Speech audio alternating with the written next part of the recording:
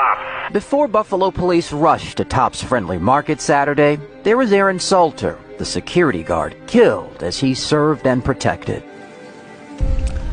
Aaron Slater, 55, retired Buffalo police officer. Loved electric cars. Loved electric cars. He built a lab in his garage where he spent countless hours working to develop an engine that could run on water.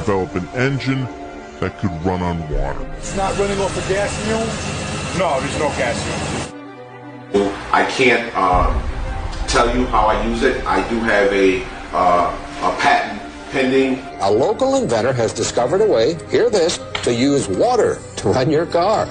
It's a major breakthrough that will no doubt make motorists happy. And as Ralph Robinson explains, the Pentagon is also showing lots of interest in this project. It's going to be the new platform of technology when oil runs out. Are we not getting into a gas crisis right now? The biggest natural resource in the world is water. Once the engineers get a hold to this revolutionary discovery, in no time short, there will definitely be cars running on water. Bottled water will work, and tap water will work. When I show this vehicle running, I almost show people it running because, as I explained to my lawyers, it shouldn't be running. According to the experts.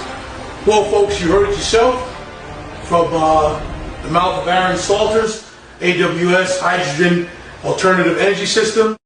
Signing out. Have a good one. We'll see you, hopefully, driving one of Aaron's new vehicles. Thank you. All right.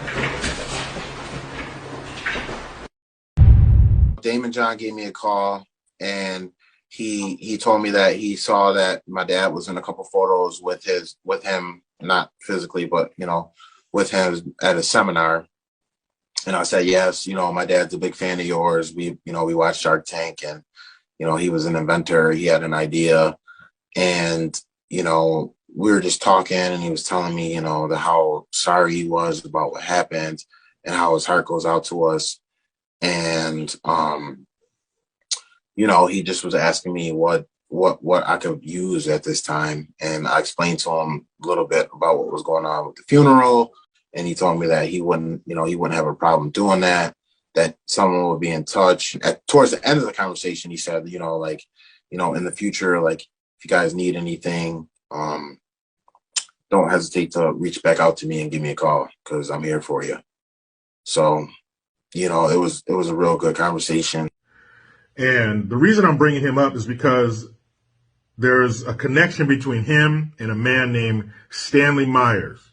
Back in 1998, March 21st, 1998, a man by the name of Stanley Myers was meeting with these guys to fund a project of his. He had created a water-powered engine.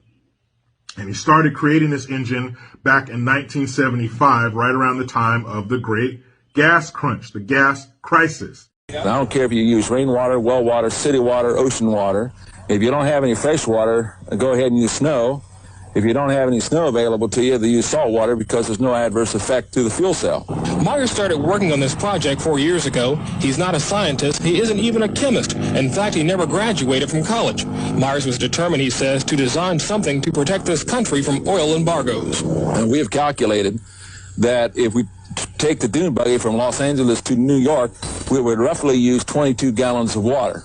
The Pentagon flew a lieutenant colonel in last week to look at Myers' invention. There's talk of possibly using it in the Star Wars defense program and to run Army tanks. Myers is currently perfecting a water fuel cell for cars. It will cost about $1,500. He says it won't need any maintenance, and you won't have to replace it. It'll be at least 2 years before the fuel system goes into mass production. The day it happens will be one the fuel industry hates, but it'll put a smile on the face of those who've had to say at one time or another, fill her up. But Stanley Myers was meeting with some guys along with his brother to get funding for his water-powered engine. So they bring him these drinks to the table, and I think it was cranberry juice. He takes a drink.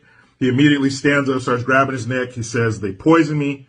He goes out into the parking lot where he eventually died. But before he died, he said, they poison me because I'm working on a water-powered engine. And truth is stranger than fiction. So all these movies you've seen where the government will do this stuff to take somebody out because they were working on something and they make it look like an accident, and real shit will blow that Hollywood shit out of the water. A conspiracy to kill 5 random people? It's ridiculous. 4 random people to hide one specific target.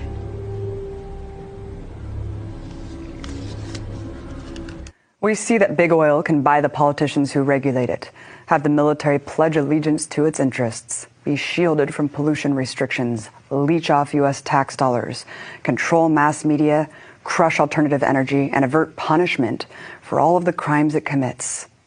It is utterly insane that small boardrooms of self-serving billionaires are empowered to act as though the only future that exists is in their stock portfolios. They've been destroying lives and habitats for over a century, and now their unfettered greed is a threat to human civilization itself. Their path towards a tar-covered, uninhabitable dystopia won't be reversed unless the power structure is flipped. We can't fight the rule of oil tycoons without fighting the system of corporate empire that dutifully serves them.